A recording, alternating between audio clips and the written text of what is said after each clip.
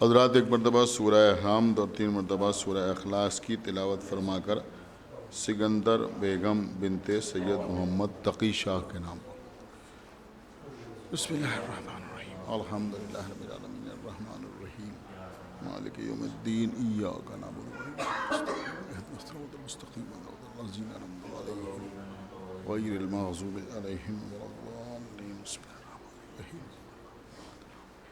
اللہ هذا الله الصمد اللهم صل على عجل فاتحة بسم الله الحمد لله رب العالمين الرحمن الرحيم مالك يوم الدين إياك نعبد وإياك نستعين اهدنا الصراط المستقيم صراط الذين أنعمت عليهم غير المغضوب عليهم اللهم صل على محمد وعلى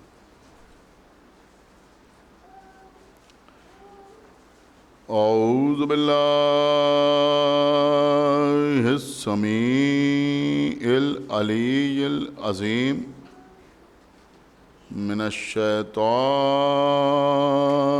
اللعین الرجیم بسم اللہ الرحمن الرحیم الحمد للہ الذی ہدانا لہذا وما كنا لنهتدي لولا ان هدانا الله لقد جاءت رسل ربنا بالحق الصلاة والسلام على صاحب الدين والإسلام والحل والحرام والركن والمقام والصلاة والصيام والسجود والقيام والشريعة والأحكام والحجة والبرهان والمحبة والعرفان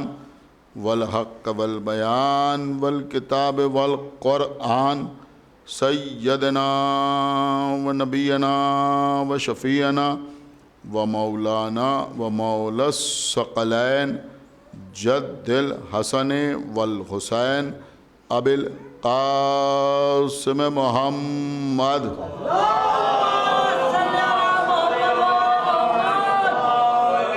وعلى أهل بيته الطيبين الطاهرين المعصومين المظلومين المنتخبين المنتجبين الذين أذهب الله عنهم الرجس وطهرهم تطهيرا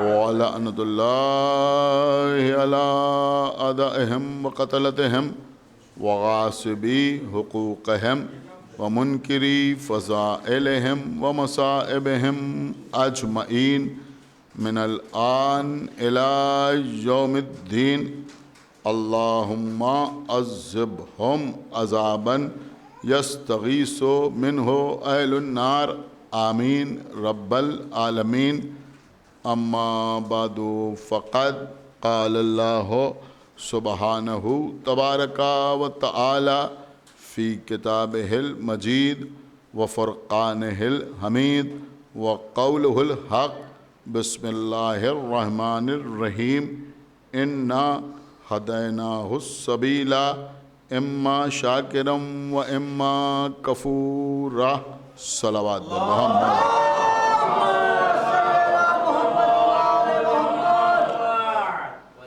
حضرات سورہ دہر جس کا ایک نام سورہ انسان بھی ہے، اس کی تیسری آیت ہے جس کو میں نے سرنامہ سخن قرار دیا ہے۔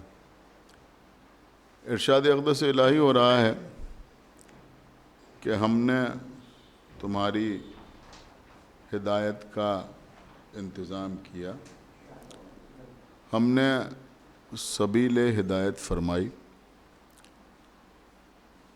اب تمہیں یہ اختیار ہے کہ تم شکر کرو یا کفر اختیار کرو۔ انتظام ہدایت کرنا، سبیل ہدایت کرنا، کتابوں کو نازل فرمانا، صحیفوں کو اتارنا، انبیاء کو دنیا میں بھیجنا، رسولوں کو مبعوث کرنا، یہ بندوں کا کام نہیں ہے بلکہ اللہ کا کام ہے۔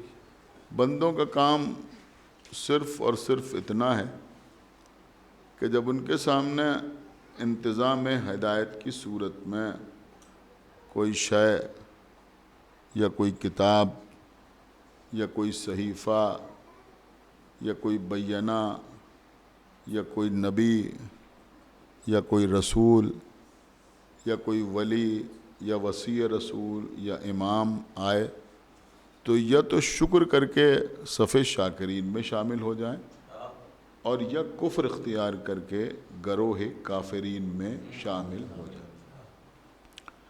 اب اللہ نے انتظام ہدایت کے طور پر سبیل ہدایت کے لیے، یا پھر یوں سمجھیں کہ انسانوں کی ہدایت کے لیے 1,24,000 انبیاء کا سلسلہ معین اور مقرر کیا، جس میں آدم جیسا مسجود ملائکہ بھی ہے، نوح جیسا طوفاں آزما بندہ بھی ہے، ابراہیم جیسا خلیل بھی ہے، اسماعیل جیسا ذبیح بھی ہے، یعقوب جیسا گریہ کرنے والا بھی ہے، ایوب جیسا صابر بھی ہے، موسیٰ جیسا کلیم بھی ہے، عیسیٰ جیسا مسیح بھی ہے، اور آخر میں اللہ نے ایک عرش نشی مخلوق کو فرش زمین پر اتارا کہ نظام ہدایت مکمل ہو جائے۔ ایک صلوات پڑھے بر محمد۔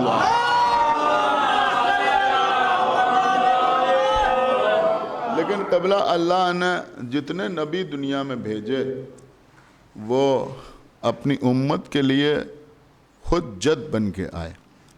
دیکھیں قبلہ یہاں موضوع ہے امامت، ضرورت یا عقیدت۔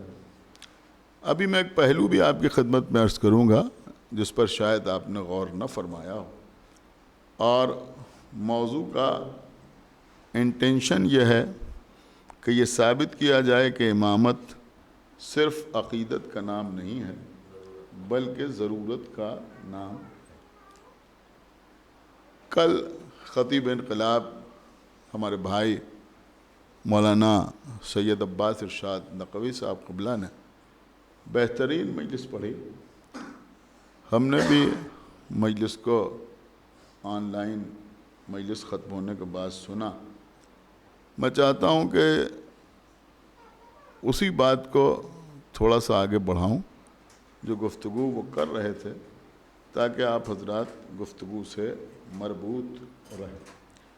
کل انہوں نے بڑی اچھی بات پڑھی کہ ایک چیز ہوتی ہے ضرورت اور ایک چیز ہوتی ہے ضرورت مند، غرض اور غرض مند۔ جو پہلے پیدا ہو وہ غرض ہوتا ہے، جو پہلے پیدا ہو وہ ضرورت ہوتا ہے، جو بعد میں پیدا ہو وہ ضرورت مند ہوتا ہے۔ بہت توجہ۔ ایک دوسرا رخ یہ بھی ہے کہ اللہ نے جتنے انبیاء کو دنیا میں بھیجا تو کوئی نبی اپنی نبوت کو باقی رکھنے کے لیے امت کا محتاج نہیں رہا۔ آپ میری بات سمجھیں جو میں عرض کر، امت کا محتاج نہیں رہا۔ دیکھیں کل شہر میں الیکشن ہے، آپ میری بات سمجھیے جو میں آپ کی خدمت میں عرض کر رہا ہوں۔ کوئی کارپوریٹر ہوگا تو کب ہوگا کہ جب اس کو ووٹ زیادہ ملے، لیکن نبوت کا مسئلہ یہ نہیں ہے کہ سب مانیں گے تو یہ نبی ہوگا۔ ایک صلوات پڑھے بر محمد۔ اب یہ آیت جو میں نے آپ کی خدمت میں پیش کی ہے، میں سمجھتا ہوں کہ یہی موضوع کی طرف رہنمائی کرتی ہے کہ اما شاکرم و اما کفورا۔ اللہ نے آدم کو نبی بنایا اما شاکرم و اما کفورا۔ اللہ نے نوح کو دنیا میں بھیجا اما شاکرم و اما کفورا. اللہ نے نوح کے بعد ابراہیم کو بھیجا اما شاکرم و اما کفورا. موسیٰ دنیا میں آئے اما شاکرم و اما کفورا. یہ انبیاء جو دنیا میں آئے تو اب تمہیں اختیار ہے کہ تم شکر کرو یا کفر کرو. لیکن اگر تم شکر کرو گے تو تم شاکر کہلاؤ گے، اور اگر کفر کرو گے تو تم کافر کہلاؤ گے. تمہارے شکر کرنے سے آدم کا مرتبہ بڑھ نہیں جائے گا، تمہارے انکار کرنے سے گھٹ نہیں جائے گا. ایک صلوات پڑھ ہمارے محمد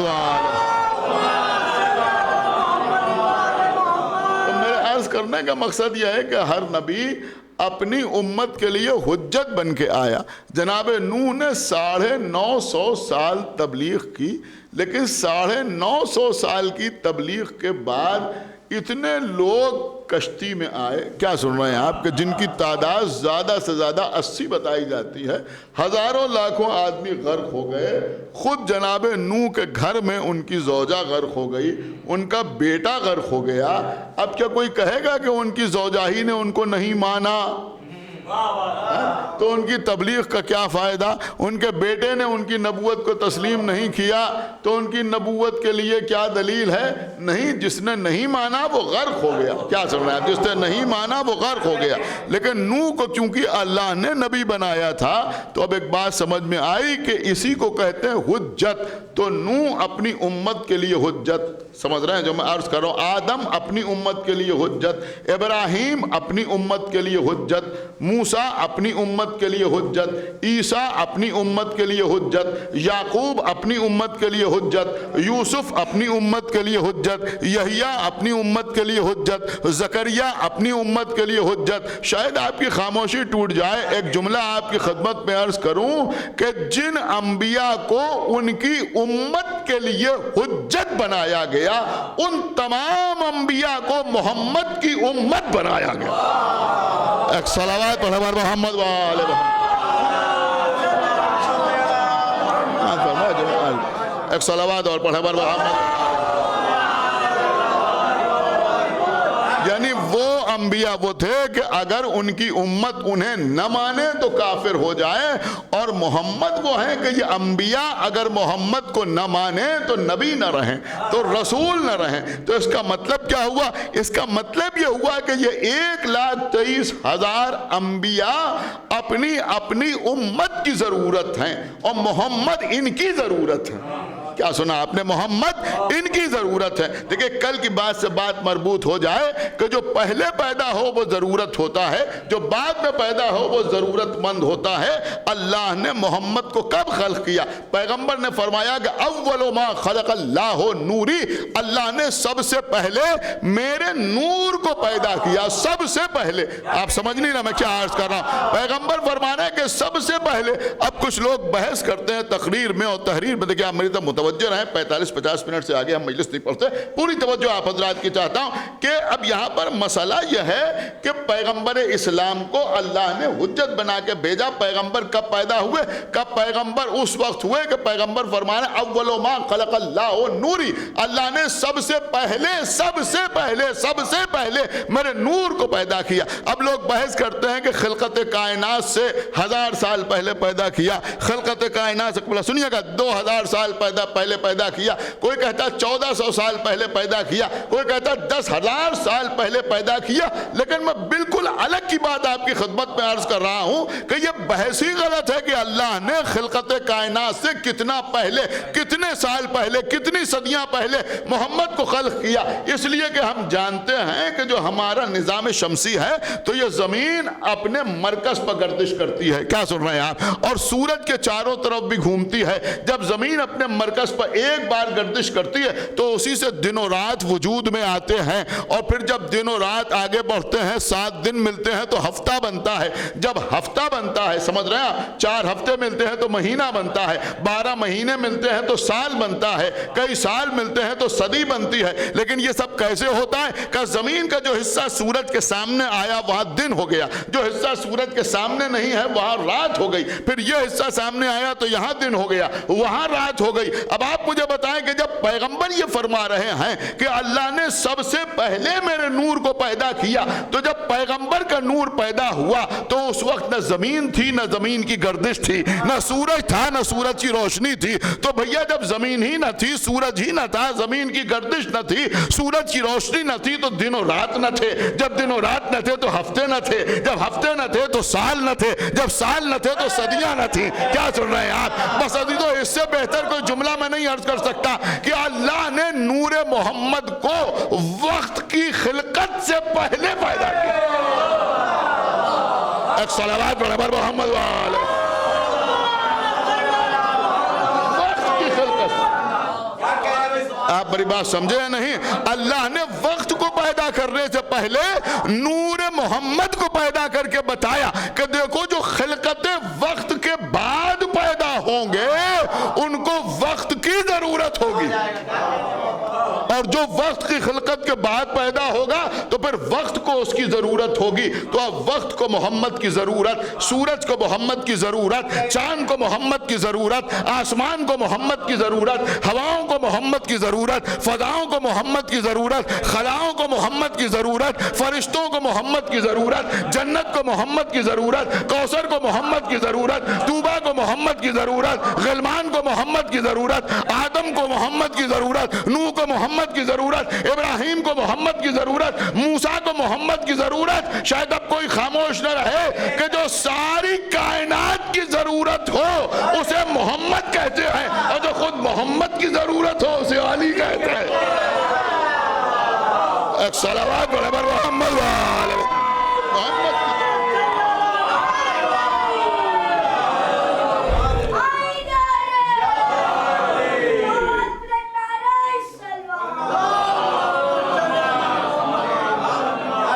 جو خود محمد کی ضرورت ہو اسے علی کہتے ہیں. دیکھیں ایک بات یہ بھی میں آپ کی خدمت میں عرض کروں، بہرحال جتنے حضرات یہاں تشریف فرمائیں وہ تشریف فرمائیں، لیکن مجلس کئی چینلز پر جا رہی ہے، لہذا دور دور لوگ سن رہے ہیں، لہذا کچھ نہ کچھ موضوع کا حق ادا کرنا بھی ضروری ہے، اور کچھ آرگومنٹری باتیں بھی آپ کی خدمت میں کرنا ضروری ہے. یہ جو موضوع دیا گیا ہے کہ امامت ضرورت یا عقیدت،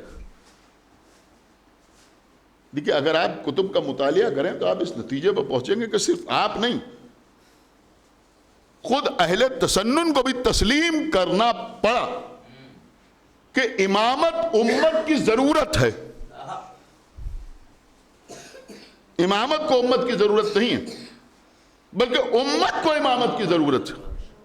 آپ کو بتائیں، میں یوں ہی نہیں عرض کر رہا، انہوں نے تحریر کی، آپ پڑھیے سیاہ ستہ. سیاہ ستہ کیا؟ وہ 6 کتابیں کہ جن کو لوگ صحیح سمجھتے ہیں، ان میں یہ روایت تواتر کے ساتھ موجود ہے کہ انہوں نے لکھا کہ پیغمبر کے بعد امت پر واجب تھا کہ وہ کسی کو امام بنائے.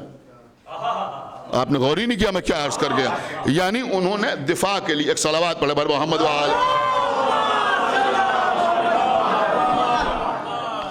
انہوں نے ان کے دفاع کے لیے کہ وہ پیغمبر کا جنازہ چھوڑ کے کیوں چلے گئے تھے اور غسل و کفن میں شریک کیوں نہ ہوئے، اس بات کے دفاع کے لیے انہوں نے لکھا کہ امت پر واجب تھا کہ وہ کسی کو امام بنائے، لہذا اس واجب کو ادا کرنے کے لیے یہ پیغمبر کا غسل و کفن چھوڑ کے سقیفہ بنی ساعدہ میں چلے گئے. آپ نے غور کیا؟ انہوں نے کہا امت پر واجب تھا کہ وہ کسی کو امام بنائے. اب آپ نہ سمجھیں گے تو کون سمجھے گا؟ آپ مجھے بتائیں کہ نماز آپ پہ واجب ہے تو کہ نبی پہ واجب نہیں ہے؟ روزہ آپ پہ واجب ہے تو کیا پیغمبر پہ واجب نہیں تھا؟ حج آپ پہ واجب ہے تو کیا نبی پہ واجب نہیں تھا؟ تو اس کا مطلب یہ ہوا کہ جو چیز ہم پہ واجب ہے وہ ہم سے پہلے پیغمبر پہ واجب ہوتی ہے. اب یہ ہمیں بتائیں کہ جب امام بنانا امت پر واجب ہے تو کیا نبی پہ واجب نہیں تھا؟ قابل غور بات ہے یا نہیں ہے کہ بھیا تم سے پہلے نبی پہ واجب تھا یا نہیں تھا کہ کسی نہ کسی کو امام بنائیں، کسی نہ کسی کو امام بنا کے جائیں؟ تو اس بات کو تو کسی حد تک انہوں نے بھی ایکسیپٹ کیا، قبول کیا کہ بھئی یہ امام جو ہے یہ امت کی ضرورت ہے. اگر ضرورت نہ ہوتی تو پھر سقیفہ بنی ساعدہ میں اتنا بڑا پروگرام کیوں ہوتا؟ اتنا بڑا پروگرام کیوں ہوتا؟ لیکن دیکھیے عزیزوں، قابل غور مسئلہ یہی ہے کہ ہمارا تعلق ہے غدیر سے، ان کا تعلق ہے سقیفہ سے. چونکہ یہ مجلس یوٹیوب کے ذریعے جا رہی ہے لہذا میں بہت بڑی بات آپ کی خدمت پہ عرض کر رہا ہوں کہ آپ آپ شیعہ سائٹس کھول کے دیکھیں، آپ کو نہ معلوم کتنی تقریریں مل جائیں گی کہ جس پہ ہمارا کوئی عالم، ہمارا کوئی خطیب، ہمارا کوئی ذاکر جھوم جھوم کے غدیر پڑھ رہا ہے۔ کیا سن رہے ہیں آپ غور ہی نہیں کر رہے ہیں۔ جھوم جھوم کے غدیر پڑھ رہا ہے، اور صرف غدیر نہیں پڑھ رہا ہے، مجمع نعرے بھی لگا رہا ہے، لوگ خوش بھی ہو رہے ہیں۔ ہم فخر کے ساتھ غدیر پڑھتے ہیں، لیکن وہاں کوئی ایک تقریر نہیں ملے گی جس پہ سقیفہ کا واقعہ بیان ہو رہا ہے۔ ایک صلوات پڑھے بر محمد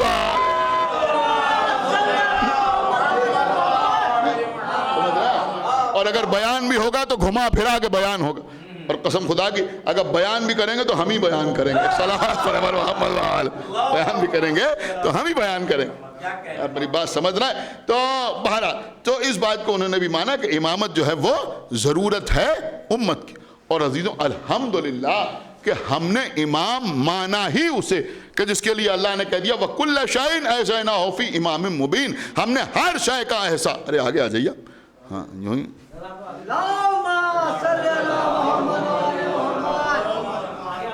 نے کہا یوں ہی قلت الناس، ایک صلوات پڑھے بر محمد۔ تو دیکھیں میری بات سمجھے آپ، تھوڑا تھوڑا آگے ایک صلوات اور پڑھے بر محمد۔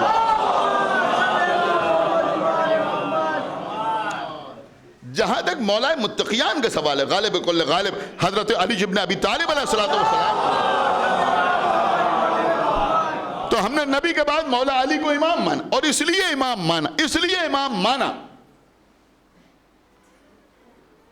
کہ علی صرف امت کی ضرورت نہیں،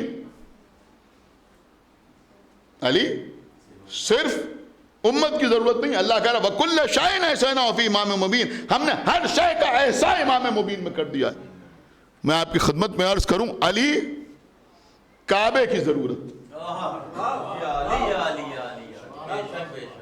علی قرآن کی ضرورت، کیا سن رہے ہیں آپ، علی ذوالفقار کی ضرورت۔ یہ ساری باتیں میں نے یوں ہی نہیں عرض کی، کوئی یہ نہ سمجھے کہ علی کو کعبے کی ضرورت ہے، نہیں، علی کو کعبے کی ضرورت نہیں ہے، کعبے کو علی کی ضرورت ہے۔ میرے خیال میں آپ جانتے ہیں، اور اس نقطے سے بھی آپ اچھی طرح واقف ہیں کہ اگر علی کو کعبے کی ضرورت ہوتی تو فاطمہ بنت اسد دروازے سے اندر جاتی،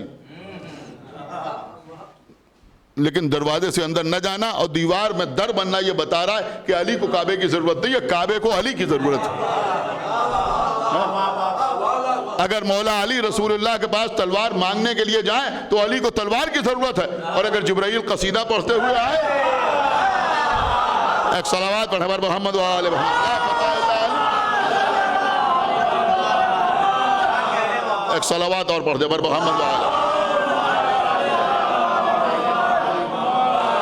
جبرائیل قصیدہ پڑھتے ہوئے آئیں کہ لا فتح الا علی لا سیف الا ذوالفقار، اس کا مطلب یہ ہوا کہ ذوالفقار کو مولا علی کی ضرورت، علی کو قرآن کی ضرورت نہیں، قرآن کو علی کی ضرورت، قرآن کو علی کی ضرورت۔ کیسے؟ کہ اس لیے کہ اگر قرآن کے نازل ہونے کے بعد مولا علی اور لوگوں کی طرح قرآن یاد کرنے کی کوشش کریں تو علی کو قرآن کی ضرورت ہے، اور اگر نزول قرآن سے پہلے آغوش رسول میں قرآن پڑھے تو ماننا پڑے گا کہ قرآن کو قرآن ہونے کے لیے علی کی ضرورت ہے۔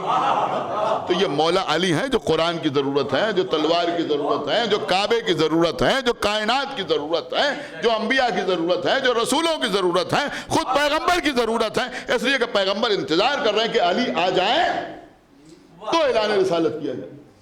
تو یہ پیغمبر کو مولا علی کی ضرورت ہے یا نہیں؟ تو عزیزوں یہ بالکل واضح ہو گیا کہ صاحب امامت جو ہے وہ ضروری ہے، یہ بات آپ سمجھیے۔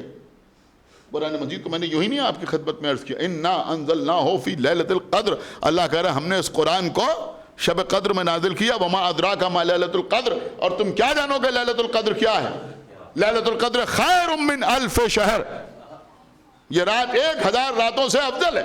تنزل الملائکۃ والروح فیہا بإذن ربہم من کل امر، کیا مطلب ہوا؟ اللہ اس رات میں ہر سال فرشتوں کو نازل کرتا ہے اپنے امر کے ساتھ۔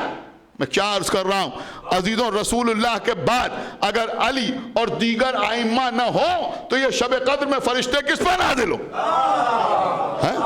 سمجھ رہے ہیں آپ؟ یہ شب قدر میں فرشتے کس پر نازل؟ تو اس کا مطلب یہ ہوا کہ رسالت کے بعد امامت کی ضرورت محسوس ہوتی ہے کہ کوئی ایسا معصوم سلسلہ ہو، کوئی ایسا صاحب عصمت سلسلہ ہو کہ جو قرآن کی حفاظت کرنے والا ہو، جو دین کو بچانے والا ہو، جو شریعت کا تحفظ کرنے والا ہو، کسی ایسے سلسلے کا ہونا ضروری ہے۔ بس کہ میں نے بات کو تمام کیا، لیکن ایک بات بہت خاص ہے جو میں آپ کی خدمت میں عرض کرنا چاہ رہا ہوں اس وقت، پوری توجہ کے ساتھ آپ سماعت فرمائیں۔ دیکھیں قبلہ، یہ عقیدت کا لفظ جو ہے، آپ میری بات سمجھیں، اجے یہاں بچے بیٹھے ہیں وہ بہت غور سے سنیں۔ کبھی کبھی دشمنی میں یہ ہوتا ہے کہ لوگ لفظوں کے معنی کو ہلکا کر دیتے ہیں۔ جیسے رسول اللہ کے بعد لوگوں نے امام کے لفظ کو معنوی اعتبار سے ہلکا کرنے کی کوشش کی، ڈائلوٹ کرنے کی کوشش کی، جس کو چاہا اسے امام کہنا شروع کر دیا۔ اللہ جانے آپ میری بات سمجھ رہے ہیں یا نہیں سمجھ رہے ہیں میں کیا عرض کروں؟ جس کو چاہا اسے امام کہنا شروع کر دیا۔ انتہا یہ ہے کہ یہ امام بخاری، ایک صلوات پڑھے پر محمد وآلہ۔ آپ اللہ جانے سمجھ رہے ہیں یا نہیں سمجھ رہے ہیں؟ یہ امام مسلم ہے، یہ امام نسائی ہے، یہ امام نسائی۔ انتہا یہ ہے کہ یہ ابن کثیر ہے، یہ بھی امام، ایک صلوات پڑھے پر محمد، یہ بھی امام۔ سمجھ رہے ہیں؟ اور وہ سلسلہ آج تک جاری و ساری ہے۔ آپ دلی میں جائیے، یہ کون ہے؟ کہ یہ شاہی امام ہے۔ آپ ذرا غور کیجئے، میں سمجھتا ہوں کہ یہی فرق ہے، یہاں لکھنؤ میں شاہی حمام، وہاں شاہی امام۔ صلوات پڑھے پر محمد۔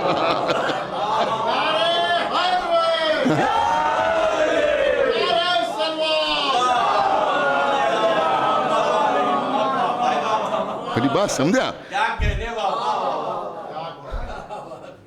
الحمدللہ ہم ہر ایک کو امام نہیں کہتے۔ یہاں جو امام جماعت ہوتا ہے اسے بھی پیش امام کہا جاتا ہے، پیش نماز کہا جاتا ہے، یا پھر امام جماعت کہا جاتا ہے اضافت کے ساتھ، خالی امام نہیں کہا جاتا۔ تو امام کے لفظ کو لوگوں نے ہلکا کرنے کی کوشش کی، انہوں نے کہا یہ بھی امام اور یہ بھی امام اور یہ بھی امام اور یہ بھی امام اور یہ بھی امام۔ کچھ غور کر رہے ہیں آپ؟ یہ کیوں کیا گیا؟ کس وجہ سے کیا گیا؟ صرف انکار امامت کے لیے، صرف اہل بیت کی اطاعت نہ کرنے کے لیے ان کو امام کہنا شروع کر دی۔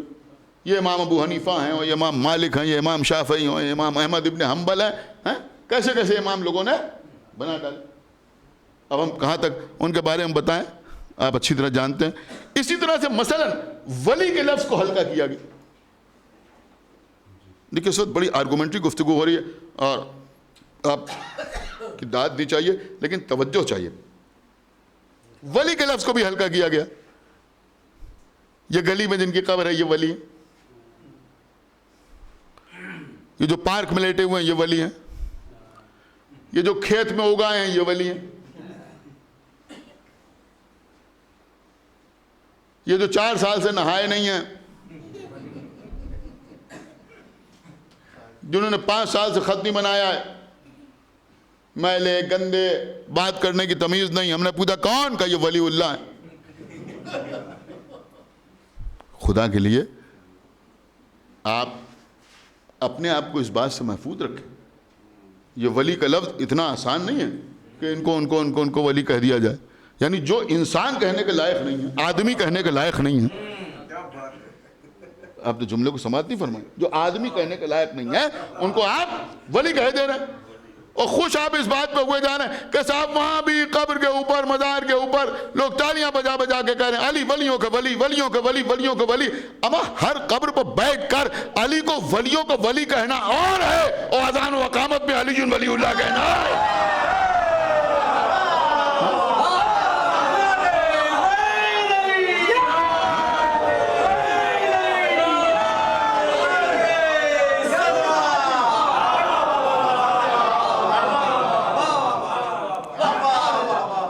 آپ مجھے بتائیے کہ کیا آپ انہی معنوں میں مولا علی کو ولی کہتے ہیں؟ یہ جب ہم انہیں ولی ہی نہیں مانتے تو علی کو ان ولیوں کو ولی کیا کہیں گے؟ یہاں مولا علی کے پاس جو ولایت ہے وہ آئے ولایت والی ولایت ہے، انما ولیکم اللہ ورسولہ والذین آمنوا الذین یقیمون الصلاۃ ویؤتون الزکاۃ وہم راکعون. اللہ ولی ہے, اس کا رسول ولی ہے, اور وہ مومنین خاص ولی ہیں کہ جو حالت رکوع میں زکوٰۃ دینے والے. اب ان سے پوچھے ولی کا معنی کیا, تو انہوں نے کہا ولی کا معنی دوست, ولی کا معنی بھائی, ولی کا معنی پڑوسی, ولی کا معنی ہمسایہ, ولی کا معنی پیار کرنے والا. لیکن اللہ نے بھی اس آیت میں ایک لفظ رکھ دیا, انما. انما کا مطلب آپ کو پتہ ہے کیا ہوتا ہے؟ انما جو ہے یہ کلمہ حصر ہے. سنیں بچے, میں سمجھانے کی کوشش کرتا ہوں تاکہ آپ ہی کی زبان میں سمجھا دوں, بچے کی سمجھ میں آ جائے. انما کا مطلب, انما جو ہے اس کو کہتے ہیں عربی میں کلمہ حصر. کلمہ حصر کا مطلب کیا ہوتا ہے؟ انما یعنی بس. بس تو سمجھتے ہیں نا, بس. تو اللہ کیا کہہ رہا؟ بس اللہ تمہارا ولی ہے, اس کا رسول تمہارا ولی ہے, اور وہ مومنین خاص ولی ہیں کہ جو نمازوں کا قائم کرنے والے ہیں اور حالت رکوع میں زکوٰۃ دینے والے ہیں. اب آپ مجھے بتائیں کہ یہ بس جو ہے, بس, یہ بس جو ہے یہ ولی کے کسی معنی کے بس میں نہیں ہے. ایک صلوات پڑھ پر محمد یہ بس ہے.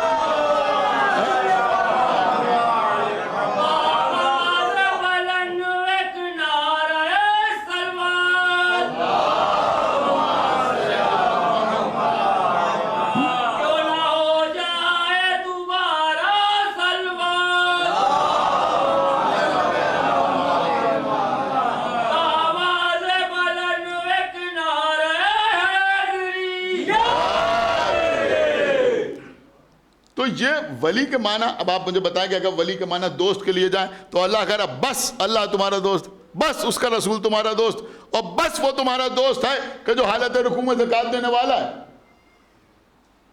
تو اب آپ تو ہمارے دوست ہو ہی نہیں سکتے, یہ تو آپ کے دوست ہو ہی نہیں سکتے اس آیت کی روشنی میں ہیں. اگر ولی کے معنی پڑوسی کے ہیں تو بس اللہ اس کا رسول, ایک تو اللہ کو پڑوسی بنایا کیسے جا سکتا ہے. اگر ولی کے معنی بھائی کے ہیں تو بس اللہ تمہارا بھائی ہے. تو بھیا جہاں لم یلد ولم یولد والا معاملہ ہو وہاں وہ بھائی کیسے بنایا جا سکتا ہے؟ تو اس کا مطلب یہ ہوا کہ کوئی معنی ایگزسٹ نہیں کرتے اس انما کے ساتھ. آپ سمجھ رہے ہیں, اس انما کے ساتھ کوئی معنی ایگزسٹ نہیں کرتے. پھر معنی کون سے ہے؟ کا معنی ہے اولا بالتصرف. اولا بالتصرف, اولا بالتصرف کا مطلب کیا ہوتا ہے کہ جو ہم پر ہم سے زیادہ تصرف کا حق رکھتا ہو. الحمدللہ آپ غیبت امام میں شیعہ ہیں.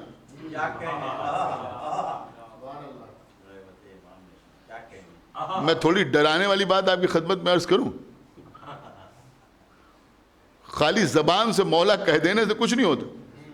مولا کا مطلب ہے ائمہ کو اولا بالتصرف ماننا. یہ جملہ آپ نے 1000 بار سنا ہوگا. اس کا مطلب بتاؤں میں اپنے بچوں کو. اولا بالتصرف کا مطلب یہ ہوتا ہے کہ جو ہم پر ہم سے زیادہ تصرف کا, استعمال کا حق رکھتا ہو, اسے کہتے ہیں اولا بالتصرف. سمجھا؟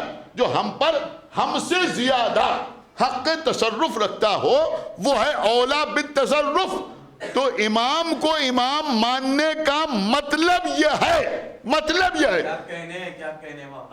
امام کو امام ماننے کا مطلب یہ ہے کہ اگر امام ان سے کہے کہ یہ گھر تمہارا نہیں ہے تو نہیں ہے.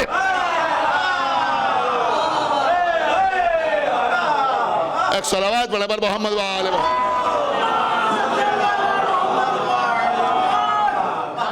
دیکھیں میں نے پہلے ہی آپ کی خدمت میں عرض کیا تھا کہ آپ اللہ کا شکر ادا کیجئے کہ آپ غیبت کے زمانے میں ہیں. اب آپ خود اپنے دل کا تجزیہ کریں کہ اگر امام کے زمانے میں ہو اور کوئی ایسا مسئلہ ہو جائے تو آپ کیا کریں؟ آپ امام کو ماننے کا کیا مطلب سمجھتے؟ امام ماننے کا مطلب ہی یہی.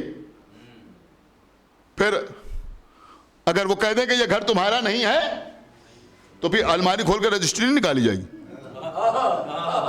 ایک صلوات پڑھے پر محمد.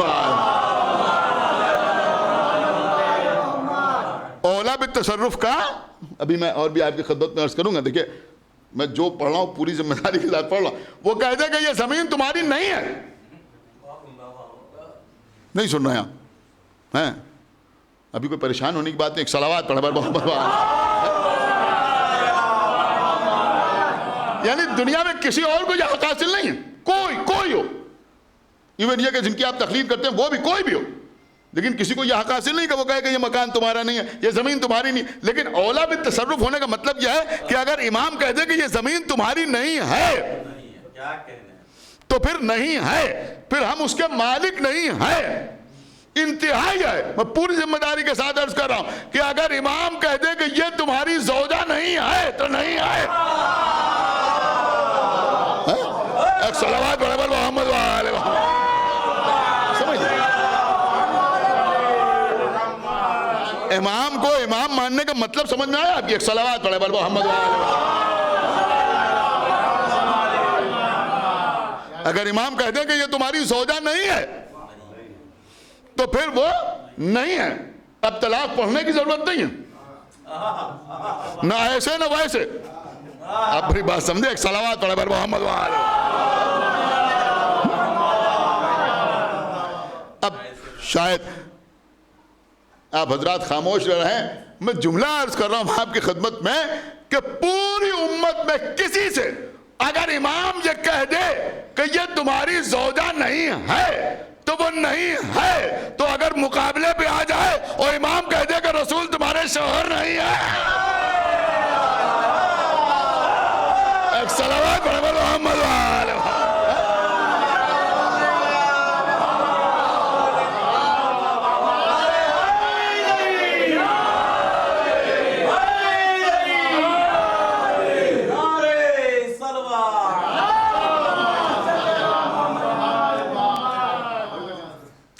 ایک صلوات اور پڑھے بر محمد وآلہ.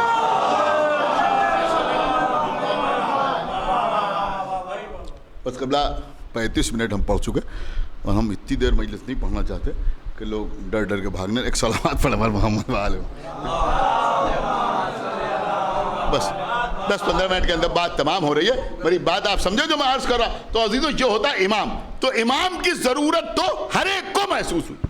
دیکھیں میں بات دوسری عرض کر رہا تھا، میں عرض یہ کر رہا تھا کہ لفظوں کے معنی کو ڈائلوٹ کر دیا گیا. بالکل اسی طرح سے عقیدت کے معنی کو بھی ڈائلوٹ کر دیا گیا. آپ میری بات سمجھیں جو میں عرض کر رہا ہوں. آپ عقیدت کا مطلب کیا سمجھتے ہیں؟ کیا سمجھتے ہیں آپ؟ آپ کو ہم سے عقیدت ہو گئی، میرے خیال میں یہی سمجھتے ہیں نا لوگ.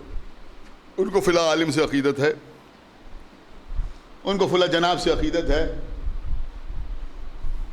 اب مجھے نہیں معلوم، میں نے پڑھی ہے ہندی لیکن میں اس کا زیادہ میں نے مطالعہ نہیں کیا ہے کہ یہاں لوگ سمجھتے ہیں کہ عقیدت کا مطلب آستھا.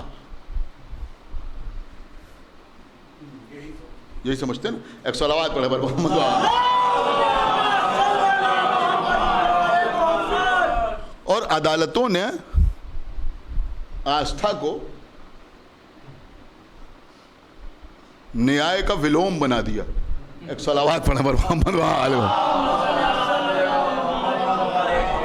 لیکن قبلہ اس سے بڑا کوئی جملہ نہیں ہو سکتا. ایک صلوات پڑھے بر محمد وآلہ. تو آپ میری بات سمجھیں. اب آستھا کے بھی حقیقی معنی کیا ہے یہ کسی آپ ہندی دان سے پوچھئے گا. لیکن آپ کے پاس موبائل ہے، آپ اس پہ ڈالیں عقیدت کا مطلب کیا ہوتا ہے. آپ میری بات سمجھ رہے ہیں؟ عقیدت کا مطلب کیا ہوتا ہے. دیکھیں موضوع کی ادائیگی یہی ہے جو میں اب آپ کی خدمت میں عرض کر رہا ہوں کہ عقیدت کا مطلب کیا ہوتا ہے. آپ کو معلوم ہے عقیدت کا مطلب ہے عقیدہ. یہ الگ الگ نہیں ہے. جیسے کچھ لوگ دوش میں آ کہتے ہیں کہ عقیدت کو عقیدہ نہ بنائیے. بھیا عقیدت اور عقیدہ ایک ہی چیز. آپ دیکھیے تو ڈکشنری میں عقیدت کا مطلب ہے عقیدہ. عقیدہ بنائیں عقد سے. ایک صلوات پڑھے بر محمد وآلہ. عقد کا مطلب ہوتا ہے جوڑنا. سمجھ رہے ہیں؟ عقد کا مطلب ہوتا ہے جوڑنا. بہت توجہ آپ حضرات کی چاہتا ہوں. تو یہ عقیدت کا مطلب ہے عقیدہ. اور پڑھیے آپ دیکھیے ڈکشنری بہت سے معنی آپ کو عقیدت کے ملیں گے. اس کے بعد آپ مجھے بتائیے گا کہ امامت کے لیے ضرورت تو ہے ہی ہے لیکن عقیدت کی بھی ضرورت ہے. میری بات سمجھے جو میں عرض کر رہا ہوں. عقیدت کا مطلب ہے عقیدہ. عقیدت کا مطلب ہے ایمان.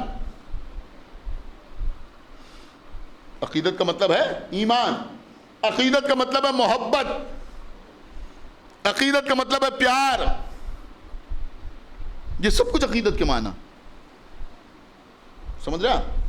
جہاں تک قبلہ ضرورت کا تعلق ہے تو بے شک امامت، جیسا میں نے آپ کی خدمت میں عرض کیا کہ صرف ہماری نہیں، امت کی نہیں، بلکہ کائنات کی ضرورت ہے امامت۔ یہ سورج اسی لیے نکل رہا ہے کہ امامت موجود ہے، یہ چاند اسی لیے چمک رہا ہے کہ امامت موجود ہے، یہ ستارے اسی لیے موجود ہے کہ امامت پردہ غیب میں موجود ہے، کائنات اسی لیے باقی ہے کہ امامت موجود ہے۔ تو کائنات کی ضرورت ہے امامت، اس سے انکار نہیں، اور یہی حقیقت ہے۔ لیکن میں آپ کی خدمت میں عرض کروں گا قبلہ کہ ایک بڑی طویل فہرست ہے کہ جہاں بہت سے لوگوں نے ان کے ضرورت ہونے کو تو تسلیم کیا۔ پسر ابی قحافہ جس کو لوگ خلیفہ اول کہتے ہیں، بیٹھے ہوئے ہیں، دیکھیں سنیں، ہو سکتا ہے کوئی نئی باتیں آپ کے حوالے ہو جائیں۔ بیٹھے ہوئے ہیں، یہودیوں کا ایک گروہ آیا، مسجد میں مولا کائنات بھی ایک گوشے میں عبادت کر رہے ہیں، یہودیوں کا گروہ آیا، انہوں نے کھڑے ہو کے ان سے ملاقات کی۔ ان یہودیوں نے کہا کہ ذرا آپ اپنے نبی کے کچھ فضائل بیان کیجئے۔ لیکن میں جو پڑھ رہا ہوں ریاض النظرہ سے پڑھ رہا ہوں، پوری ذمہ داری کے ساتھ عرض کر رہا ہوں، انہوں نے خلیفہ اول سے کہا کہ ذرا آپ کچھ اپنے نبی کے، رسول کے فضائل بیان کیجئے، آپ ان کے خلیفہ ہیں، آپ ان کے کچھ فضائل بیان کیجئے۔ تو یہ مسکرا کے کہا کہ میں رسول کے ساتھ غار ثور میں ایسے تھا جیسے یہ دو انگلیاں ہیں، جیسے پاس دو انگلیاں ہیں، ایسے ہی میں رسول کے ساتھ غار ثور میں تھا۔ کہا اور کہ میں جبل ہرا پر، یعنی ہرا کی پہاڑی پر رسول کی انگلی پکڑ کے چڑھا۔ یہ دو باتیں انہوں نے بیان کی۔ پھر انہوں نے کہا اور، تو جب انہوں نے کہا اور، تو انہوں نے کہا اب اس کے آگے تو کچھ بیان کرنا میرے لیے مشکل ہے۔ تو ان لوگوں نے کہا لیکن ہم تو آپ کے نبی کے فضائل سننے آئے ہیں۔ تو انہوں نے اشارہ کیا کہ وہ جو مصلی پر بیٹھا ہوا ہے، ایک صلوات پڑھے بر محمد وآلہ، وہ جو مصلی پر بیٹھا ہے، آپ شاید غور نہیں کر رہے، میں کیا عرض کر رہا ہوں کہ وہ جو مصلی پر بیٹھا ہوا ہے اس سے جا کے پوچھو۔ وہ لوگ مولا علی کے پاس آئے، جیسے ہی مولا علی سے کہا، علی مصلی پر تھے، نماز میں مشغول تھے، جب نماز سے فارغ ہوئے ان کی طرف متوجہ ہوئے، کیا بات ہے؟ انہوں نے کہا کہ ہم رسول اللہ کے فضائل سننا چاہتے ہیں۔ تو مولا علی نے یہ نہیں کہا کہ ابھی تو میں نماز پڑھ رہا ہوں۔ کیا سن رہے ہیں آپ؟ خدا کے لیے بھائی بیدار ہو، یہ ایک صلوات پڑھے بر محمد وآلہ، یہ نہیں کہا۔ اب میں نماز چھوڑ کے ان کے فضائل بیان کروں؟ کہ ویسے بیٹھے بیٹھے مولا علی نے فضائل بیان کرنا شروع کیے، اور ایسے ایسے فضائل بیان کیے، ایسے ایسے فضائل بیان کیے کہ خود خلیفہ اول نے بعد میں بیان کیا کہ علی نے ایسے فضائل بیان کیے جو اس سے پہلے میں نے بھی نہیں سنے تھے۔ یعنی یہودی تو یہودی یہ کہتے ہیں میں نے بھی نہیں سنے تھے۔ تو اس کا مطلب یہ ہوا کہ علی کی ضرورت کو تو محسوس کیا ہے، بلکہ تسلیم کیا۔ خلیفہ دوم زندگی میں 70 مرتبہ کہہ رہے ہیں علی نہ ہوتے تو میں ہلاک ہو جاتا۔ تو اس کا مطلب یہ ہوا کہ امامت کی ضرورت کو محسوس کیا یا نہیں کیا؟ آپ مجھے بتائیے، کیا یا نہیں کیا؟ جب کوئی مسئلہ آتا تھا مولا علی سے پوچھتے تھے، علی بتاتے تھے تو یہ بتاتے تھے۔ ایک واقعہ بڑا خوبصورت سا میں نے دیکھا کہ ایک شخص تھا، وہ روزانہ ان کے پاس آتا تھا، کچھ نہ کچھ پوچھتا تھا۔ جب کچھ پوچھتا تھا تو یہ مولا علی سے پوچھتے تھے، اور علی سے پوچھ کے اس کو بتاتے تھے، اور کبھی کہتے تھے کل آنا، سمجھ رہے ہیں؟ وہ دوسرے دن آتا تھا، یہ مولا علی سے پوچھتے تھے اور پھر اس کو بتاتے تھے۔ کئی دن ہو گئے، بہرحال انہوں نے اس کے کئی سوالوں کے جواب دیے۔ ایک دن وہ آیا اور آنے کے بعد اس نے ایک سوال کیا، انہوں نے کہا اچھا میں شام کو تمہیں بتاؤں گا۔ اس نے کہا نہیں، ہم آپ کے منہ سے ابھی سننا چاہتے ہیں، ہم آپ کے منہ سے ابھی سننا چاہتے ہیں۔ عزیزوں روایت میں ملتا ہے کہ ان کو غصہ آ گیا، انہوں نے کہا دور ہو جا۔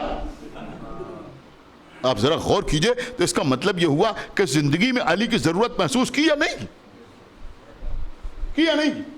تیسرے خلیفہ بار بار لوگوں سے کہہ رہے ہیں کہ علی کی طرف رجوع کرو، یہ مسئلہ مجھے نہیں معلوم۔ ایک بار کچھ مقدمات ان کے پاس آئے، انہوں نے کہا ان مقدمات کے بارے میں کچھ نہیں جانتا، اگر تمہیں پوچھنا ہو تو تم علی سے پوچھو۔ تو اس کا مطلب یہ ہوا یہ بھی لوگوں کو علی کی طرف بھیج رہے ہیں، تو ضرورت محسوس کر رہے ہیں یا نہیں محسوس کر رہے ہیں؟ دیکھیں میری بات سمجھیں جو میں آپ کی خدمت میں عرض کروں، ضرورت محسوس کر رہے ہیں یا نہیں کر رہے ہیں؟ کہا بے شک ضرورت محسوس کر رہے ہیں۔ خود معاویہ علیہ الحاویہ، یہ سب ہم اپنی کتابوں سے نہیں پڑھ رہے، نہ معلوم کتنے مسائل مولا علی کے پاس بیچتا تھا کہ اس مسئلے کا حل کیا ہے، اس سوال کا جواب کیا ہے، اور مولا علی ان سوالات کے جوابات دیتے تھے۔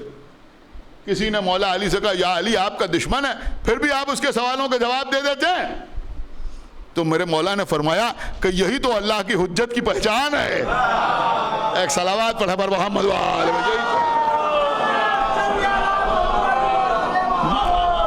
جنگ جمل میں مولا علی کے مقابلے پہ آنے والی نہ معلوم کتنے معاملات میں لوگوں سے کہا کہ علی کی طرف رجوع کرو، علی سے جا کے پوچھو۔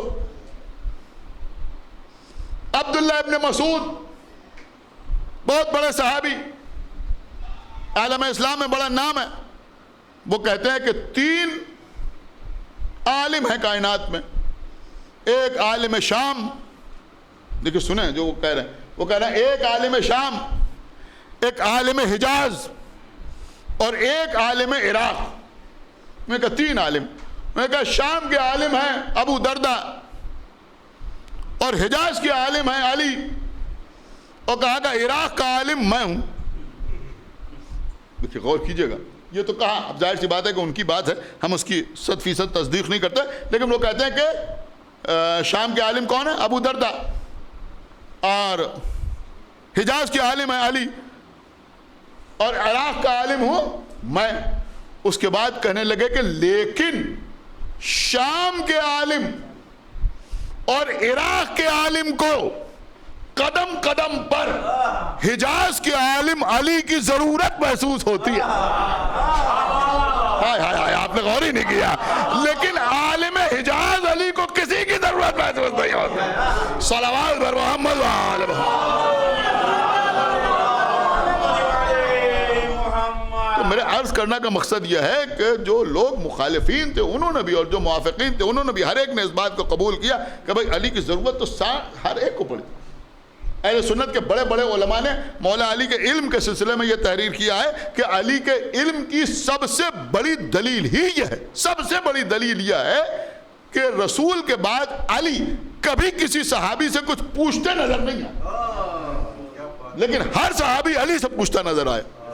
تو اسی سے ثابت ہو گیا کہ بھئی علی ان سب کی ضرورت۔ علی کے بعد تمام ہمارے ائمہ، تمام واقعات جنہوں نے تخت پر قبضہ کر لیا، منبر پر قبضہ کر لیا، خلافت پر قبضہ کر لیا، حکومت ہتھیا علی، مگر وہ لوگ بھی ہر معاملے میں ہمارے ائمہ کی طرف رجوع کرتے ہوئے نظر آئے، چاہے وہ امام محمد باقر علیہ السلام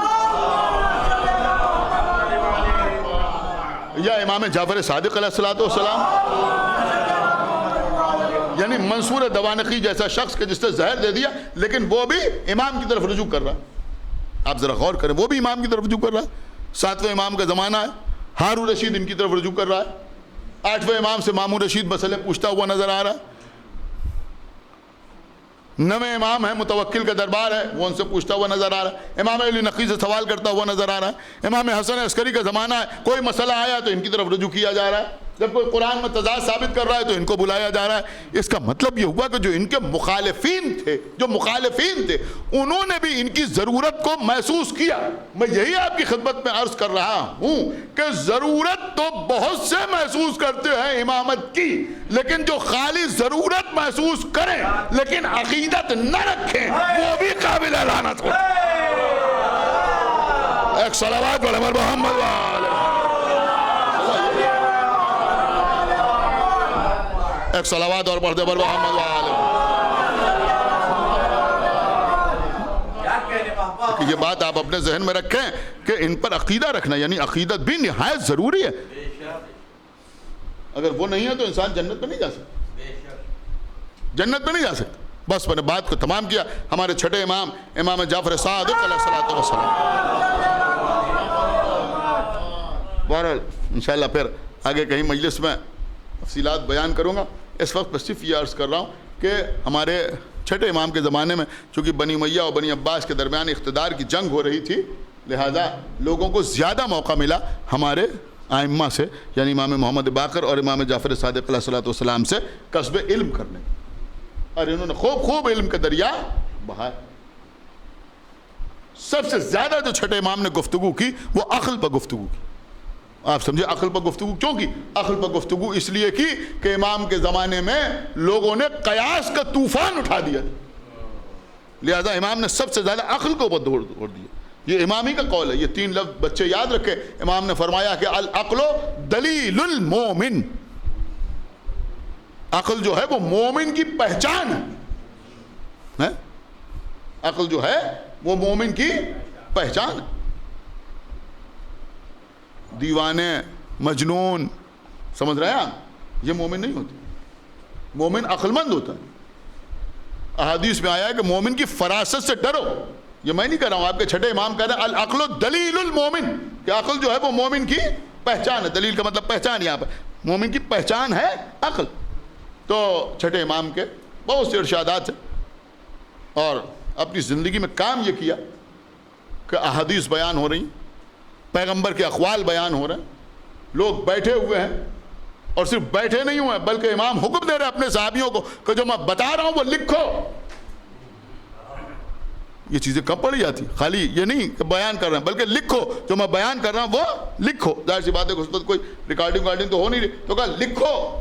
تو لوگ کاغذ و قلم لیے ہوئے بیٹھے ہوئے ہیں، اور امام بولتے جا رہے ہیں اور لوگ لکھتے جا رہے ہیں۔ ہزاروں قلم و کاغذ امام کے سامنے موجود ہیں۔ میں سمجھتا ہوں یہ بھی شاید اپنے جد کا انتقام لیا جا رہا ہے۔ ایک صلوات پڑھے پر محمد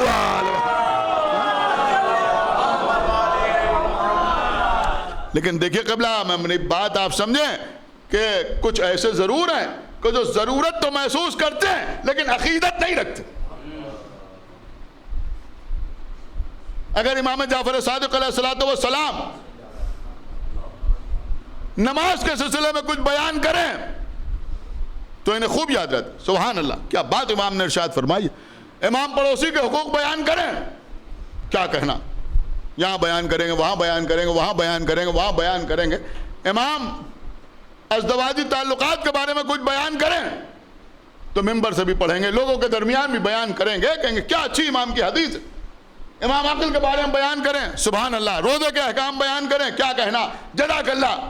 ہم بھی کہتے ہیں جزاک اللہ، سبحان اللہ، لیکن میری بات سمجھے کہ جیسے وہاں ایک طویل فہرست ان لوگوں کی ہے کہ جو مولا علی سے، امام حسن سے، امام حسین سے، دیگر ائمہ سے سوالات کرتے رہے، ضرورت محسوس کرتے رہے، لیکن ان پر عقیدہ نہیں رکھا۔ میری بات سمجھے، ایسے ہی کچھ لوگ ہیں کہ جو اگر چھٹے امام کی کوئی حدیث اخلاقیات کے بارے میں بیان ہو کیا کہنا، عبادات کے بارے میں بیان ہو کیا کہنا، مسائل کے سلسلے میں بیان ہو کیا کہنا، آپ بڑی بات سمجھ رہے ہیں۔ لیکن اگر اسی چھٹے امام کی یہ حدیث بیان کی جائے کہ جو روئے رلائے یا رونے والے کی صورت بنائے، تو اب اگر کوئی اس حدیث پر اگر مگر کرنے لگے تو یہ سمجھ لیجئے کہ وہ جعفر صادق کی ضرورت تو محسوس کر رہا ہے مگر عقیدت نہیں رکھتا۔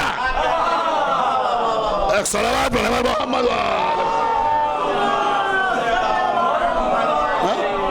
ایک صلوات اور پڑھتے پر محمد اس کو کوئی عقیدت نہیں ہے، اس لیے کہ وہی تو فرما رہے ہیں، میں تھوڑی کہہ رہا ہوں، آپ تھوڑی کہہ رہے ہیں، امام ہی تو فرما رہے ہیں کہ جو روئے رلائے یا رونے والے کی صورت بنائے امام حسین کے غم میں، اس پر جنت واجب ہے۔ اب تمہاری سمجھ میں نہیں آ رہا جنت کیسے واجب ہو گئی؟ ارے بھیا یہ امام جعفر صادق علیہ الصلوۃ والسلام فرما رہے ہیں جو مالک جنت۔ اگر تم یہ کہتے ہو کہ جنت اتنی سستی کر دی تو زہرا کے بیٹوں کے لیے جنت مہنگی کب تھی؟ آپ نے شاید جملے کو سنا نہیں، میں کیا عرض کر کے ایک صلوات پڑھے پر محمد چونکہ یہ مجلسیں سرکار صادق آل محمد کے یوم شہادت کے سلسلے میں منعقد ہوتی ہیں۔ آج تو شوال کی 12 تاریخ ہے، 15 شوال کو امام کو زہر سے شہید کر دیا۔ آپ یوں سمجھیں عزیزوں کہ نماز ہو، روزہ ہو، حج ہو، حج کے ارکان ہوں، زکوٰۃ کا نصاب ہو، خمس کے معاملات ہوں، کوئی مسئلہ ایسا نہیں ہے کہ جس میں امام جعفر صادق علیہ الصلوۃ والسلام کی طرف ہمیں رجوع نہ کرنا پڑے. دوسروں نے، بڑے بڑوں نے اس بات کو قبول کیا کہ حج کے ارکان ہم نے صادق آل محمد سے سیکھے. شریعت محمدی کو مرتب کیا باقاعدہ امام جعفر صادق علیہ الصلوۃ والسلام. صرف یہی نہیں عزیز، یہ جو آپ معصومین کی زیارات پڑھتے ہیں، ان میں بھی اکثر زیارات وہ ہیں جو امام جعفر صادق علیہ الصلوۃ والسلام سے وارد ہوئی ہیں. وہ امام حسین علیہ الصلوۃ والسلام کی زیارت ہو، مولا علی کی زیارت ہو، بی بی زہرا کی زیارت ہو، امام زین العابدین علیہ الصلوۃ والسلام کی زیارت ہو. میں سمجھتا ہوں مصائب پڑھنے کی ضرورت نہیں، یہی 2-4 ٹکڑے کافی ہیں کہ یہی ہمارے چھٹے امام ہیں جو کربلا معلیٰ میں حضرت ابو الفضل العباس کی قبر مطہر پر کھڑے ہوئے ہیں اور آواز دیں السلام علیک یا ایھا العبد الصالح. یہ جو آپ جناب عباس کی زیارت پڑھتے ہیں، مختصر سی زیارت، یہ بھی امام جعفر صادق علیہ الصلوۃ والسلام سے وارد ہوئی. تو یہی ہمارے چھٹے امام ہیں کہ گھر میں اصحاب بیٹھے ہوئے ہیں. ایک مرتبہ فرمایا کہ تم میں کوئی مرثیہ پڑھنے والا ہے، کوئی مرثیہ کہنے والا. ایک شخص کھڑا ہوا اور اس نے کھڑے ہو کے کہا کہ مولا میں مرثیہ گو تو نہیں ہوں لیکن میں مرثیہ خان ہوں. مرثیہ خان ہوں. شبر صاحب سنیے، یہ مرثیہ خان جو ہوتا ہے اس کو عربی میں کہا جاتا ہے منشد. منشد مرثیہ کہنے والے کو نہیں بلکہ مرثیہ پڑھنے والا. مرثیہ خان، مرثیہ خان الگ چیز ہے، مرثیہ گو الگ چیز. جو مرثیہ خان ہوتا ہے وہ اکثر جو مرثیہ گو ہوتا ہے وہ مرثیہ خان بھی ہوتا ہے اکثر، یعنی خود ہی کہتا ہے خود ہی پڑھتا ہے. لیکن کچھ ایسے بھی ہوتے ہیں جو مرثیہ خان ہوتے ہیں، یعنی مرثیہ پڑھتے ہیں لیکن مرثیہ ان کا نظم کیا ہوا نہیں ہوتا، کسی دوسرے کا نظم کیا ہوا. تو بہرحال جب امام نے پوچھا کہ اس وقت اس بزم میں کوئی مرثیہ گو ہے، کوئی مرثیہ کہنے والا ہے، ایک سناٹا چھا گیا. ایک شخص کھڑا ہوا، اس نے کہا مولا میں مرثیہ گو تو نہیں ہوں لیکن مرثیہ خان ہوں، منشد ہوں. تو امام نے فرمایا کہ تم ممبر پر جاؤ اور جو مرثیہ میرے جد مظلوم امام حسین علیہ الصلوۃ والسلام کو تمہیں یاد ہو سنو. اب آپ ذرا غور کیجئے، چھٹے امام کی بزم ہے، امام زیر ممبر بیٹھے ہوئے ہیں. وہ ممبر پر گیا اور جانے کے بعد اس نے امام حسین علیہ الصلوۃ والسلام کا مرثیہ شروع کیا. وہ منشد یہ بیان کرتا ہے کہ جب میں ممبر پر بیٹھا تو ایک مرتبہ امام نے اپنے غلام کو اشارہ کیا کہ ذرا سامنے ایک پردہ ڈال دیا.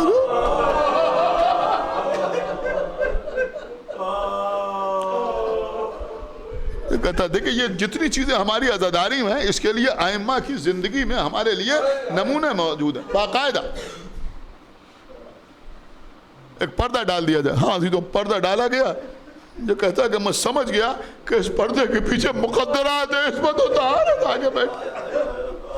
ہاں تو پیچھے بیویاں آگے بیٹھی، اس نے مرثیہ پڑھنا شروع کیا.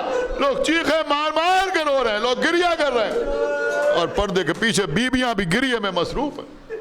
یہ امام جعفر صادق ہیں جو امام حسین علیہ الصلوۃ والسلام کی عزاداری کو اس طرح سے قائم کر رہے ہیں، اس طرح سے اس کے اصول مرتب کر رہے ہیں. ہاں تو یہی ہمارے چھٹے امام ہیں جنہوں نے یہ بیان کیا کہ روز قیامت، بس شاید اسی پہ مجلس تمام ہو جائے، کہ روز قیامت جب سوا نیزے پہ آفتاب ہوگا، لوگوں کی زبانیں پیاس کے مارے باہر نکلی ہوئی ہوں گی، ایک پیر زمین پر رکھتے ہوں گے تو ایک پیر اٹھاتے ہوں گے، حساب و کتاب کا بازار گرم ہوگا، میزان نصب ہوگی. امام فرماتے ہیں کہ اسی وقت میری جدہ بی بی فاطمہ ایک نورانی ناقے پر بیٹھ کے میدان محشر میں آئے. اور جب بی بی نورانی ناقے پر بیٹھ کے میدان محشر میں آئیں گی تو امام نے فرمایا کہ میرے جد یعنی بی بی فاطمہ زہرا کے بابا पैगम्बर इस्लाम सरवर कायनात हज़रत अहमद मुश्तबा मोहम्मद मुस्तफ़ा सल्लल्लाहु अलैहि वसल्लम आगे बढ़ेंगे, और जब आगे बढ़ेंगे तो हमारी का पर्दा हटेगा, बीबी नाके से उतरेंगी, मैदान महशर में आएंगी, तो पैगम्बर फरमाएंगे कि मेरी बेटी, क्या तुम अपने चाहने वालों को बख्शवाना चाहते? तो बीबी कहेंगी हाँ, मैं उनकी शिफात के लिए आई हूँ, उनकी बख्शिश के लिए आई हूँ। यह आपके छठे इमाम ने बयान किया जो आप अक्सर ज़ाकिरीन से सुनते हैं। तो पैगम्बर कहेंगे कि बेटी, तुम्हारे पास तुम्हारे चाहने वालों की बख्शिश के लिए वसीला क्या है? तो बीबी अपनी चादर के अंदर से 2 कटे हुए हाथ निकाल के कहेगी, ए बाबा, ये मेरे बेटे अब्बास के कटे हुए हाथ हैं, अरे ये हाथ करबला के मैदान में कलम कर।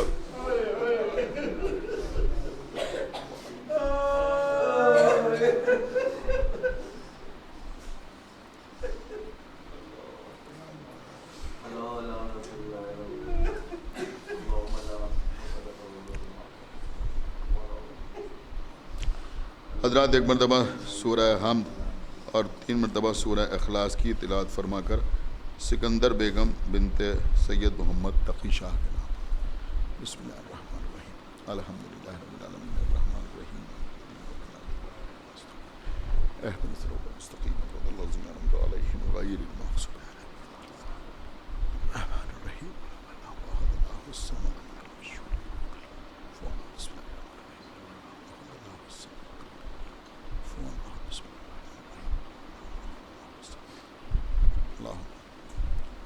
हज़रात, कल भी इसी वक्त पर इसी अदा खाने में इसी सिलसिले की 4थी मजलिस मुनक़्क़िद होगी, और इस मजलिस में ख़तीब आल इमरान हमारे भाई मौलाना समर हैदर ज़ैदी साहब क़िबला ख़िताब फरमाएँगे, और परसों भी मजलिस होगी जिसमें ख़तीब सदाक़त बरादर बुज़ुर्ग मौलाना अली मुत्तक़ी ज़ैदी साहब क़िबला ख़िताब फरमाएँगे। आप हज़रात से गुजारिश है कि इन दोनों मजालिस में भी वक्त की पाबंदी के साथ शिरकत फरमाएँ।